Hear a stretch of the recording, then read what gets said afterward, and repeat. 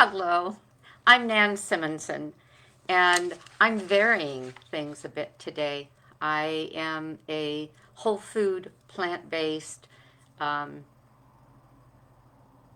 integrative nutrition health coach, and I work with a lifestyle medical family practice, have going on 4 years now, and I usually talk about health and wellness and longevity. I wrote this book, Aging Powerfully, a year and a couple of months ago, year and a quarter ago, I guess. Accept your past, take control of your future, find vibrant health, balance, and joy. Well, today I'm going to talk about those subjects, but in a roundabout way, and coming from a different life with an expertise that you may not know about. I'm going to begin, though, with something written by an Alfred Austin. The glory of gardening. Hands in the dirt, head in the sand, in the sun. Head in the sand, that's pretty funny. Excuse me. I'll start again. Oh, okay. The glory of gardening. Hands in the dirt, head in the sun. Heart with nature. To nurture a garden is to feed not just your body, but your soul. And I found that to be true because in 1995, my husband and I were doing very well in our business. We owned a direct sales business, a Tupperware franchise with the warehouse and the thousand something consultants and 60, 70, 80 managers, many of them driving their company cars, most of them. And we were selling millions of dollars a year. We did that for almost 20 years. And we were able to get our dream house, and it was on 2.25 acres of land and a big, big, big house. And we used it throughout the 10 years we were there to entertain as a way of recognizing people for their accomplishments. We would throw these big parties. And back then I ate animal product. And one of the things I had, I didn't eat them, but I had and was proud of was my hens. I always had a dozen or so hens, and we had a marvelous hen house, but they were free range, protected by my five Springer Spaniels and my little pistol of a dog, Gizmo. And back then, when we bought that house, initially, the garden was a wreck. Just months after we bought the house, we knew we would be empty nesters because my only child, my son, Eric, was going off to Johns Hopkins.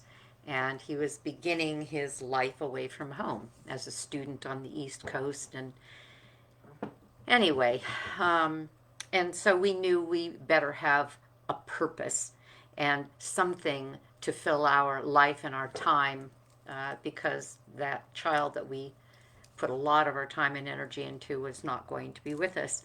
And so that property was such a wreck in terms of the property. House was in great shape, but the property wasn't. 2.25 acres is a lot to take care of. I decided, and my husband was more than happy to go along with that, that we would turn the property into magnificent gardens that would be like botanic gardens, and that we would hopefully someday be on a garden tour. Well, my husband and I ended up signing up for the Master Gardening Program through the local university, UCR. The California University System offered the Master Gardening Program. We both became Master Gardeners. I 1 year and Bob several years later. And set out to fill this 2.25 acres. Within a year, I'm going to say a year and a half because it took almost 6 months to clear it all. Within a year and a half, that garden was not only on a tour, but it was on a garden tour every year until we finally sold it. It was also on a Panhellenic home tour because the house was pretty cool too. And I gained a lot of skills I not only created those gardens and took care of those gardens, but I learned an enormous amount working in my own property, on my own property, designing my own property.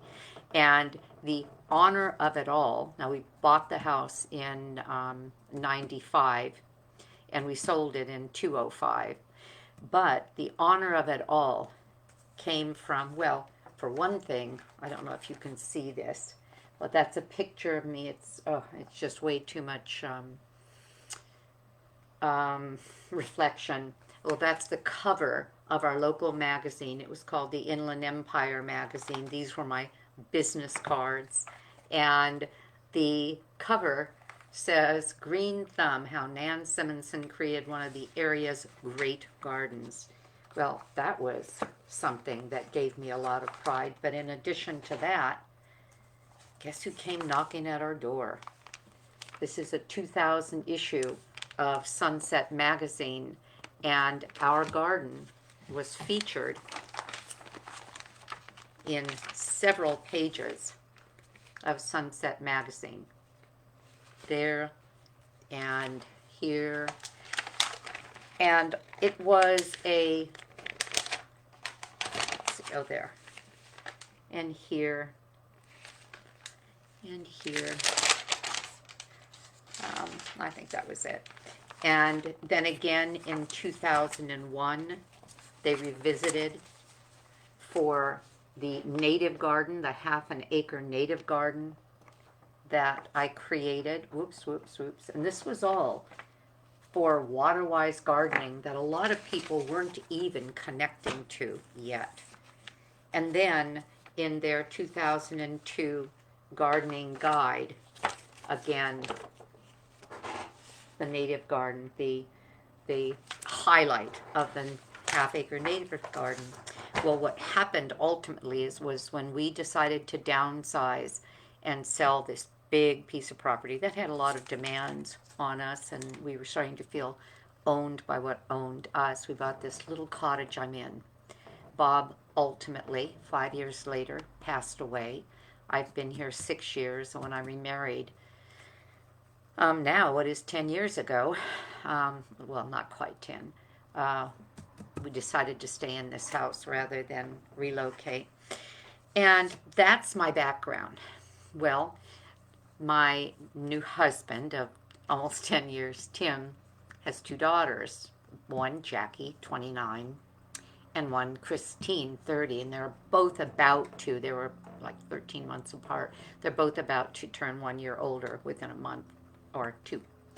And Jackie had helped me do some technical things. As a matter of fact, she did some photography for me when I launched my first book and celebrated my 70th birthday. That was a little more than a year ago. And she's helped me since then. And I said to her, because she is living in a home, I said to her, and when it's time, I'll pay this back with a garden to help you, or at least to help you with the landscape in the front yard of this house. And I just did that. A couple of weeks ago, and she was working alongside with me, I designed and then put in new front yard. Not really the whole front yard, just the beds and some of the side yard, and we kind of cleaned everything up, and it felt great. It felt good to be back in a garden again, to be digging holes again, to be planning it. And it reminded me of what gardening did for me for so many years. Because prior to moving to that home, we called it Wood Creek, the big garden, because it had an ever-flowing creek running through it. The elevation differences were 50 feet, and so there were dells where there was the creek, and there was an up area that was more sunny, and that's where the native garden went. And there was an English garden. It was and a Mediterranean acre, and it was really magnificent. But it reminded me of the things that I learned while I was gardening for all of those years. And I must say I was in really good shape doing that, because you can't do that much work on that much acreage without exercising a lot, and those were magnificent years. So I'm gonna share with you 6 things that are rather simple, and I didn't put a lot of pre-thought in this, and that sounds negative, but what I mean is I let this be a flow of consciousness and let it come to me this morning while I was thinking more about this. And I'll share with you what I have to say about the lessons that I learned through my garden that are applicable to our life lessons. And being a lifestyle coach, I'll say to lifestyle and how we grow and progress in health, emotional, mental, physical, and spiritual health. And I want to start you off with a recommendation, and that is a recommendation that if you're going to do anything in a garden and you need reference material, no, if you're going to do anything in a garden, you need reference material. Reference material that highlights different climate requirements, water requirements, shade requirements, what to expect from a plant during its early years, its mid years, how to prune it, what to do with it. That's what this Sunset Gardening Guide does. This one is the Sunset Western Gardening Guide. It takes the west of the United States, and Sunset has magazines and garden guides throughout the climates of the United States, and I think they even do Hawaii and Alaska. So I'll put on a plug for them. They've been good to me, but I'm not doing this to promote anything other than the fact that I couldn't have managed without that as a main source. I also never stopped reading, like I never stopped learning as a health coach. I never stopped listening to podcasts. I never stopped reading books on health and ordering everything that I hear is a good resource book. Well, I did the same with gardening, and oh gosh, probably 2 months ago, I donated over 200 books to our local thrift stores because they would let me bring as many as I wanted, whereas our library said you have to bring only a bag a week, and that was going to take me forever. And once I packed a bag upon bag upon bag of books, I moved them forward that way. Okay, lessons I learned in my garden. And I want to tell you that today, Tim and I do eat in our garden. We love our current garden in this tiny little house. Well, the house isn't so tiny. It's about 2,400 square feet, but the property is 7,500 square feet. And I was on 2¼ acres. I mean, think about that. The house is part of that 7,500 square feet. So, and it's a 1941 home. It was built just before World War II was declared. The permit was issued on November 21st, and of course Pearl Harbor was bombed on December 7th. So I had all that information. What I never knew, though, is what happened to the guy that pulled the permit at the beginning of the year, built this house, and then within weeks may have been a soldier. Interesting. Okay, so we were out eating our lunch out in the garden, and we put peanuts out in a tray, and all the birds come and get that because there are plenty of seeds in the garden, but I don't grow nuts for them, and they like these finely chopped nuts I chop up for them. And we watch the birds come and go, and we saw our first monarch, and that was thrilling. And that's what we do. We kind of count what we see. We saw our first monarch. I had my first rose bloom. Now this is March, what is this anyway, March 8th. My first rose bloomed, and it's a hot cocoa. There's a lesson there too, because hot cocoa is this gorgeous, almost maroon rose, but as it ages throughout the summer, in other words, the summer heat affects it, it starts to turn more and more orange. So it goes from this burgundy bloom to something rather close to the color of my blouse, the orange part of my blouse. My alströmerias were in bloom, my tulips were in bloom, my daffodils were in bloom. And I posted in my Aging Powerfully group some photos that I took just minutes before I started this. I went out and I just kind of looked for what I could photograph to give you an idea of what's happening here in sunny Southern California. And I know some of you are still dealing with snow and frost and heavy winds and hail. So it'll be a little while, but you'll enjoy that much more, being able to get out and garden. So the first thing I'd like to say is start with purpose. Plan ahead. Decide what you want and why. What kind of an ambiance do you want? And I didn't tell you this part. When I retired from Tupperware and we bought this home in 2005, I chose to do something else, but I didn't know for sure what, so I got a real estate license. I actually did.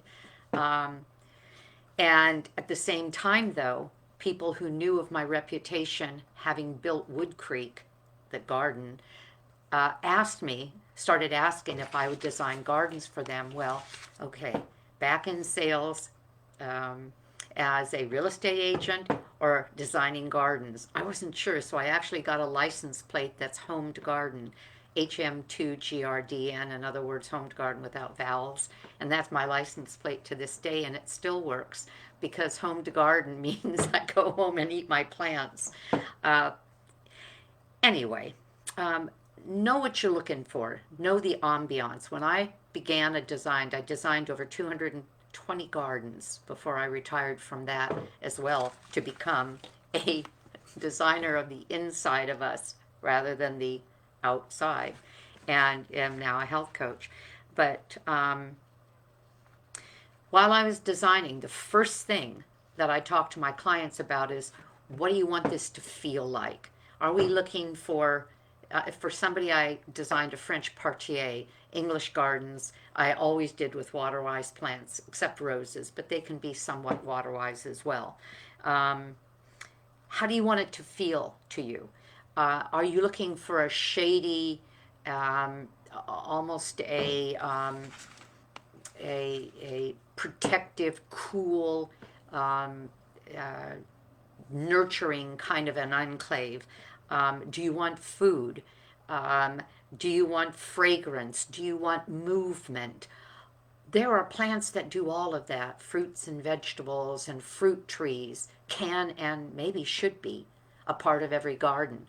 I've even carved out some places in the sun in my garden that has a lot of shade, because in our area we can have many days over 100 degrees and we needed to have shade. I've carved out a couple of places where there is sun, and I put vegetables. One of the photos that I took was my Swiss chard just exploding right now. Bug holes and all. I mean, who cares if there's bug holes? You wash it off, you cook it, and your chard is just as good as ever. There's shade trees. When you're looking at trees, you want to be sure to pay attention to, are they fast growers or slow growers? An oak tree you can put in, and maybe in 10 years you're going to have a shade tree. A eucalyptus, you'll have shade right away, but then you're going to get a brittle tree as it continues to grow. How big will it get? That's where you need your Western Gardening Guide. And always know that in certain areas like Southern California, they're going to grow larger than they say they will grow, because we don't have those seasons where things don't grow the way we do in the on the East Coast, for example. So you need to pay attention to things like that as well.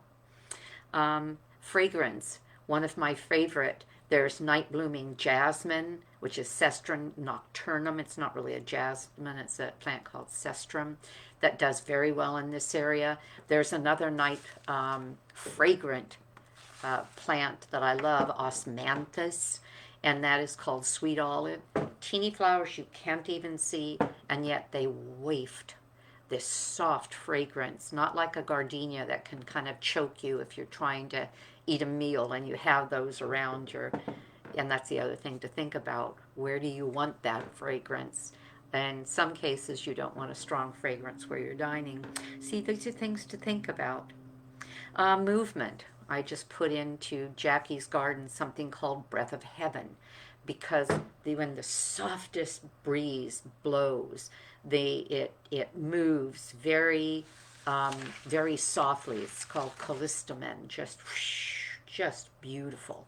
Breath of Heaven is the common name for that plant. So, in other words, think ahead, plan ahead, have purpose. Now, how does that apply to life? Oh man, as it relates to, I'll call it the pillars of lifestyle medicine, even though it's not written in there, I always talk about purpose.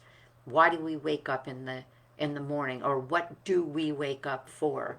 Ikigai is the Japanese, the Okinawan word for purpose. Plan de vida is what is your plan for the day, meaning what do you want? That's Spanish, and that's for the Costa Rican blue zone, and Okinawa is the blue zone. Blue zones are the 5 areas of the world where people live the longest. And Dan Buettner, who wrote the blue zones under the auspices of National Geographic, he talks about what all of these areas have in common, and what they all have in common is purpose. So as with planning a garden, begin your life, run your life, go into all life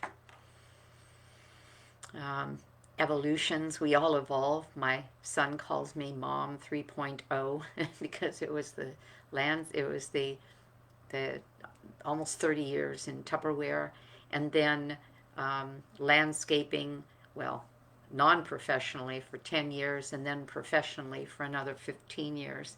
And now I'm a health and wellness coach and an author, with a mission to go on another 10, 20, or 30 years, passing on these messages about how we can live so beautifully healthy, well, strong, physically fit, mobile, if we make enough of the right choices. Just like a garden with the right choices can look and be healthy, with the wrong choices can be a bit of a disaster if things aren't thought through ahead of time and you realize what you're putting in and what it's going to do. Who cares about now, or 3 months from now, 6 months from now, but in a year, 2 or 3, whew, you either have a gorgeous garden or you have something that is completely unworkable. So have a purpose. Number 2, plant it and they will come. And what I mean by that is, creating a garden is and should be part of the natural progression of nature, but in your own space. You can do a garden in pots. You can do a garden in the ground. You can do a garden in a couple of small beds. But if you are combining what you create with a desire to make it, I'll call it a natural habitat. As a matter of fact, I have a plaque out front that says certified natural habitat, because I applied for that and there were requirements of a garden and we matched those requirements, and so we are a natural habitat garden. But if you are extending what you have done in your garden to those who will enjoy it, and hopefully what I mean by that is wildlife, then plant things for them. I told you I saw my first monarch. Well, that's not a surprise. I plant Asclepias. Asclepias is milkweed. Milkweed is the only thing that the monarchs will lay their eggs on, which then become the chrysalids, that then become the caterpillars, that then become the butterflies. Actually, it's the caterpillars, then the chrysalis, then the butterfly. And I have a plant here. It's called a purple African basil.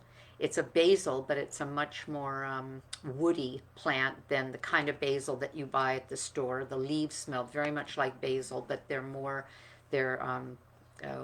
fibrous, and the plant smells fantastic. But you know what comes for it? The bees. The bees cover that plant. And you might think, oh, but I don't want bees in my garden. Those bees are so busy that they completely, and I'm saying this after years of experience with this plant, because one of them died because a large tree had to be taken out of our backyard, and in the effort, the logs that they were lowering on roofs from the top of the tree, some of them destroyed some of my plants, and one of them was my purple basil. Well, I went right out. I ordered it from the nursery, and I just planted it in another place because it gets about 3-4 feet, and it's in bloom all the time with these purple flowers that the honeybees adore. So I know if I plant my purple basil, the honeybees will come. Salvias and justitia. Justitia, common name is shrimp plant. Many, many salvias, guaranitica and hot lips, and there are so many salvias and California native salvias as well. Well, you plant those and you're going to get hummingbirds. The hummingbirds love these tubular flowers. And again, plant it and they will come. And you're not just doing it to bring them in, you're doing it to keep the natural cycle going, because they're either pollinating or they are they're getting the nectar, like in the case of the hummingbird, and that's all a good thing. And I want to add water. Have water, flowing water, and flowing water is easy in um, a, uh, a pot. I very seldom designed a garden that didn't have flowing water. I encourage no chemicals in that water. I use a kind of it's an antifungal uh, dropper that I put in it that will keep the algae away, but it doesn't hurt either birds or fish. I have no fish, but of course I have the birds flocking to the fountain. And then I have a cat, and I learned that she thought that was a diner. And so I found online, I investigated this collar that almost looks like a tutu around her neck, kind of wide, bright red. And the birds see that. They see that better than her. And with that on, she doesn't get birds. So you're going to encourage them to come, keep them safe. I learned that the hard way, and I feel very badly for those birds that I lost. What about life? How does that tie into life? Well, get out there and trust in the process, um, and plant the seeds of progress for yourself, whatever it is you want, wherever it is you want to go. You want to be more musical? Begin by taking lessons. Get a used instrument. You want to feel more connected to other people? Make a few phone calls. Set up a couple of luncheon dates. You want to, like be a health coach? I was still designing gardens, and I took an entire year of training um, on the side, knowing that at a point I was getting too old to be tromping up hills with pots of plants in my hands. Even though I always had crews planting the gardens, I still was moving pots around to be sure that I really liked them in that aspect. Even though they had my plan, I wanted to do it, at least the arranging, in my way. So I was always there for the planting days. And what was I going to say about that? Oh, and in your own life, you just need to trust in the process. And I trusted in the process that if I took a course as a health coach, because I knew I was looking for a new, less physical, and I'll say more shaded way of expressing myself. It wasn't making a living. By then I didn't need that. It was just expressing myself. Then I became a health coach. And there are so many ways that we can express ourselves and our skills through progress or a process of continuing to evolve. So I encourage you to understand that as with a garden, you plant it, they will come. You plant your intention, and you will evolve to places that amaze you. I never in my life thought I would write a book. I didn't think I could. I don't have that kind of education. And yet, in a 6-month period, because I took a class called Writing Your Dream Book, and learned what it meant to write a book. And 5 months after that, I had a book, and that class offered a contest from those of us who actually had books published, and I was one of the winners, and it paid for the tuition of the class. Woohoo! That was pretty cool. Okay, number 3, enjoy the process. Have faith. When you put seeds in the ground, you've got to have faith that something's going to happen there, and sometimes it doesn't. Maybe they didn't get enough water. Maybe the ground was too alkaline or too acid for that particular seed. Maybe you planted too deep, too shallow. But have faith, and usually things will go just fine. Planting in the fall, you have to have faith, because when you plant in the fall, the foliage stays pretty dormant. Tim and I found a area in the front parkway that just didn't seem to balance with the rest of the garden. So we were out at I don't even know where we were, but we were able to buy plants.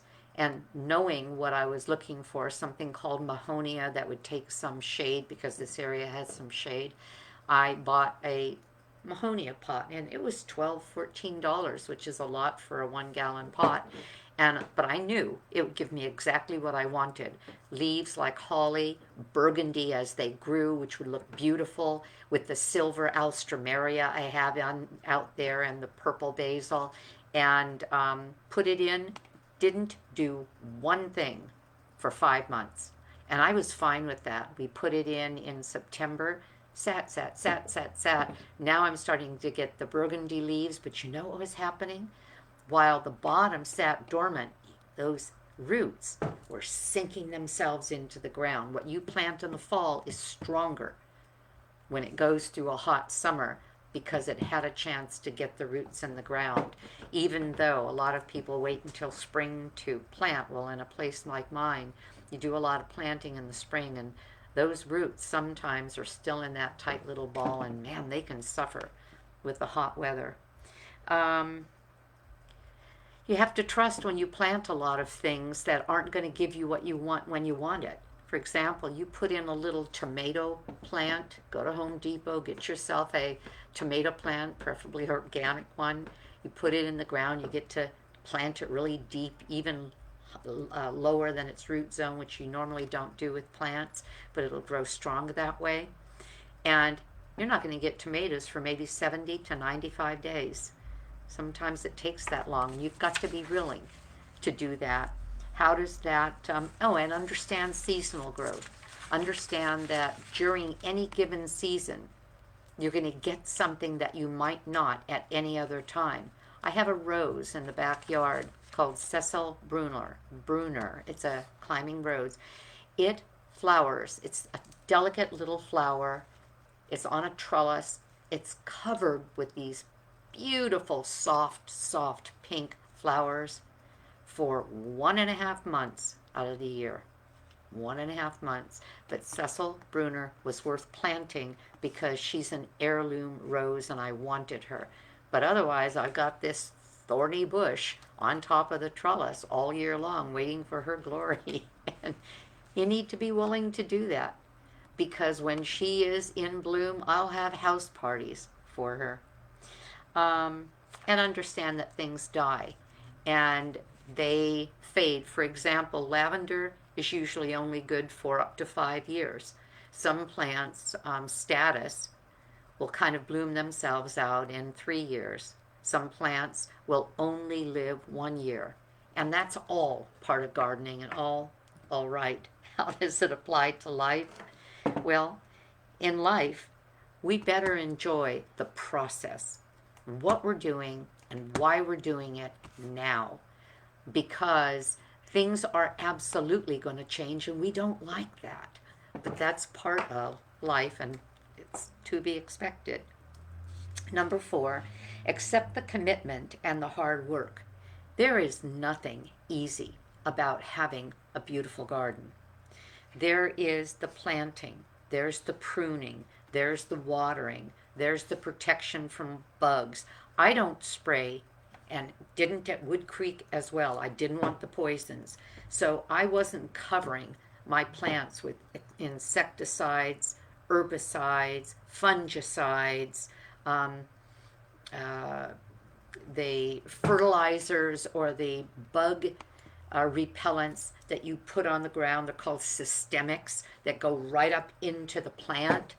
Oh my goodness, that would be the last thing I would want to do. Something nibbles on the plant and dies. Why? Every year, roses will get aphids. Every year, if you wait long enough, and you can hose them off lightly, if you wait long enough, give them a chance, the ladybugs will come. And they'll get the meal they need to stay alive by eating those aphids. It's all part of the process. And we need to be willing to take the time to let those things happen and understand that hard work, the watering, the care, the nurturing, the ongoing responsibility of a garden still makes it very much worthwhile. There's nothing like walking out into a front yard, backyard, patio, doesn't matter what it is, and being greeted with something alive that is either moving or fragrant or beautiful or simply green and structural, or simply something that you created because you were willing to give it this time and energy.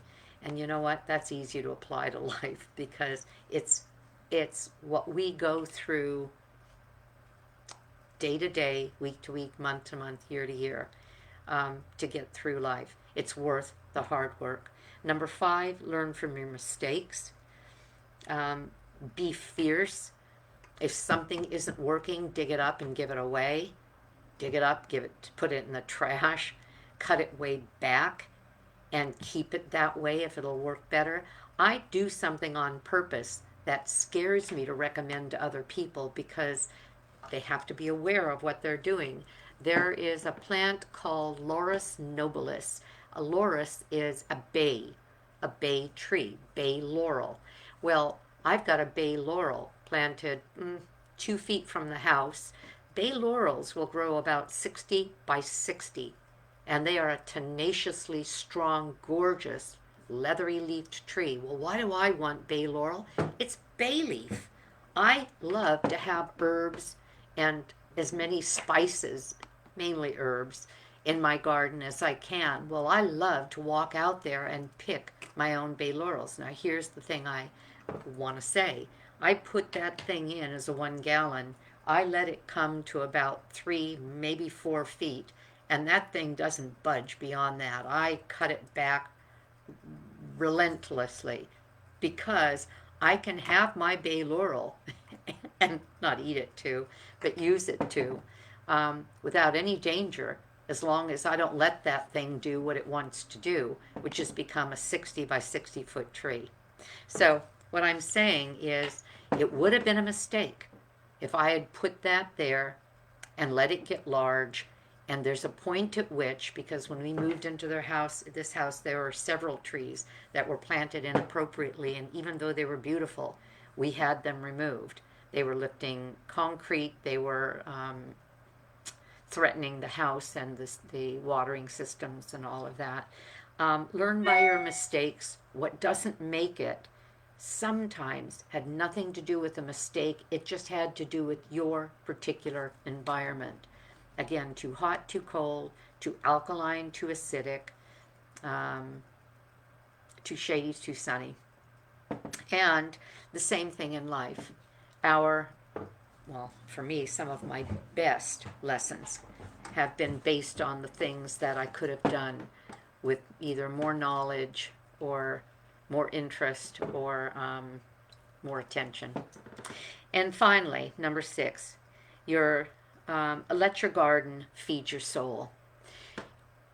I have never gotten more pleasure than I get from being out in nature.